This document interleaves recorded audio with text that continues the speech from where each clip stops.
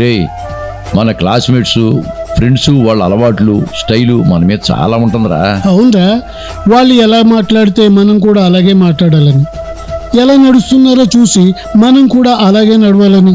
వాళ్ళు అసలు కొత్త కొత్త విషయాలు చెబుతుంటే మనకు చాలా ఆశ్చర్యంగా ఉండేది. నాకైతే వాళ్ళు వేసుకునే కలర్ఫుల్ డ్రెస్సులు, జ్యువెలరీ, బ్యాంగిల్స్, హ్యాంగింగ్స్ భలే ఉండేవిలే. ఆ తర్వాత ఏ షాప్ కి వెళ్ళినా అవే వెతికేవాళ్ళం, వాటి కోసమే వెతికేవాళ్ళం. అసలు ఇంటర్లో కూడా మన ఫ్రెండ్ ఏ గ్రూప్ తీసుకుంటే మనం కూడా అదే గ్రూప్ తీసుకోవాలి, ఏ కాలేజీలో చేరితే అదే కాలేజీలో చేర్పించమని ఇంట్లో గొడవ, ఏడుపులు, పెడబుబ్బలు, బ్లాక్ మెయిలింగ్. మొత్తానికి మనం కూడా అందులోనే చేరేసేవాళ్ళం.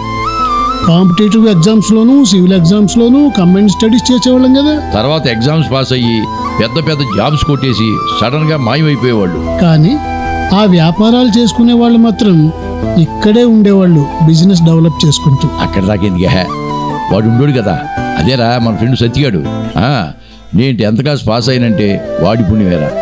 మనం ఇంగ్లీషు లెక్కలో బాగా వీక్ కదా, అందుకే పాపం ముందు వాడు కూర్చుని ఎగ్జామ్లో నాకు కనపడేలా పేపర్ పెట్టేసేవాడు. మనం చూసి కాపీ కొట్టడంలో ఫస్ట్ కదా. వాడు ఆలోచించి నిమిషం చేపు రాయాలి, నేనేమో ఆయన కాపీ కొట్టేసేవాడిని. అందుకనే పాపం వాడికి 2nd క్లాస్ వచ్చింది, నాకు 1st క్లాస్ వచ్చింది. వాడు ఎక్కడున్నాడేమో చిచి. సత్యాడు. కాపీలు కొట్టి పాస్ అయ్యారా? సిగ్గులేదు చెప్పుకోవడానికి. మేం అలా కాదు బాబు, మా స్లిప్పులు మేమే